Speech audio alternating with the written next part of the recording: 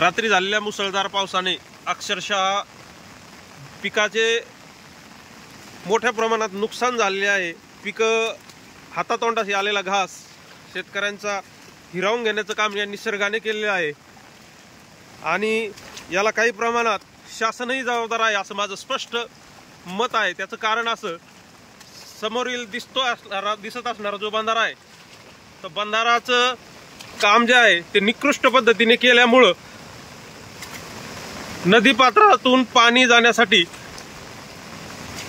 जागाच उरलेली नाही आणि त्यामुळं बंधाराचं पात्र ओलांडून नदी आतमध्ये घुसलेली आहे आणि अशा प्रकारे शेतकऱ्यांचं खूप मोठ्या प्रमाणात नुकसान झालेलं आहे। या ठिकाणी आपण पाहू शकता या व्हिडिओमध्ये, जेव्हा निसर्गात दखल दिली जाते त्यावेळेस काय होतं याचं मृत्यूमंत असं उदाहरण म्हणजे हे पा पुढे जाण्याची सुद्धा भीती वाटते। शेतामध्ये कमरे इतकालं पाणी अलीकडच्या कडेला आहे आणि पलीकडे जर पाहिलं तर डोक्याच्याही वरतून शेतातून पाणी आहे आणि नदी पात्र तर बेफामपणे वाहत आहे।